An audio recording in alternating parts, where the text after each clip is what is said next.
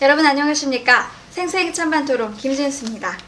제가 지난주에 여러분께 복싱을 새롭게 시작했다고 말씀드렸습니다. 네, 지난주 한 주 동안 제가 배운 건 팔과 어깨에 힘을 빼고 이렇게 가볍게 샌드백을 치는 것을 배웠습니다. 지금까지 저는 항상 이를 악물고 세게 샌드백을 쳐왔는데요. 그러다 보니까 체력에 너무 큰 무리가 가서 좀 더 가볍게 치는 연습을 했습니다.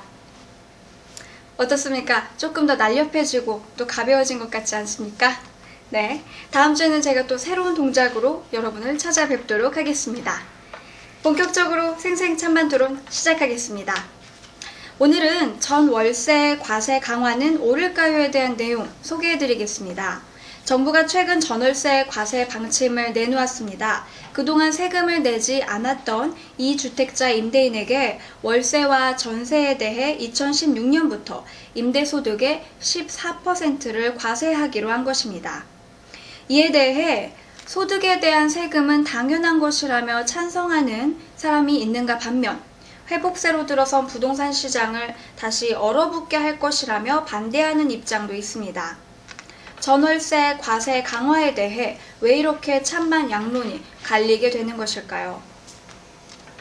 국세청에 따르면 2012년 기준 국내 다주택자는 136만 5천 명이고 이 중 주택 임대소득을 자진 신고한 사람은 8만 3천여 명으로 약 6%에 불과하다고 합니다.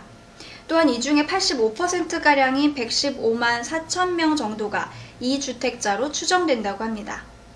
대부분은 그동안 세금을 내지 않았습니다. 그러나 이번 정부의 과세 방침에 따라 이주택자도 연 2천만 원 이하의 임대소득에 대해서 2016년부터 14%의 세금을 내야 합니다. 전세 보증금에 대한 임대소득에 대해서도 마찬가지입니다. 이에 대해 여러 가지의 쟁점이 있지만 오늘 그중 가장 핵심이 되는 쟁점 두 가지에 대해 면밀히 살펴보도록 하겠습니다. 먼저 결과적으로 세금은 누가 떠안게 되는 것인가에 대한 논쟁입니다. 과세 강화를 반대하는 사람들은 집주인들은 임대소득세가 나오게 되면 그만큼 세입자로부터 임대료를 더 받을 것이고 결국에 그런 조세에 대한 부담은 세입자가 지게 될 것이라고 주장합니다. 이런 현상을 조세의 전가라고 하는데 조세의 부담을 법률상의 납세 의무자에게서 다른 경제 주체로 이전시킨 것을 뜻합니다. 과세를 찬성하는 사람들은 집주인들의 조세 부담 전가가 쉽지 않을 것이라고 주장합니다. 현재 월세 시장은 수요보다 공급이 많기 때문에 세입자에게 선택받기 위해서는 전세와 월세를 더 싼 가격에 공급해야 하고 이런 상황에서는 조세를 집주인이 부담하게 될 확률이 높아지게 된다는 것입니다. 조세 귀착과 관련된 논란은 소득의 가격 탄력성과 공급의 탄력성에 대해 공부를 하면 더욱 명확하게 이해할 수 있을 것이라고 생각됩니다. 네, 두 번째는 과세 강화가 부동산 경기에 어떤 영향을 미칠 것인가에 대한 논쟁입니다. 과세 강화를 반대하는 입장은 과세가 부동산 시장의 발목을 잡게 될 것이라고 주장합니다.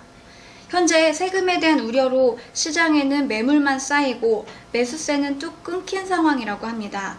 또한 과세가 확산되고 있다는 심리적 부담감은 장기적으로 부동산 시장을 얼어붙게 할 것이라는 분석도 있습니다. 그러나 찬성 측은 최근 저금리 추세가 장기간 이어지고 있고 그에 따라 주택 투자가 늘어나게 될 것이라고 주장합니다.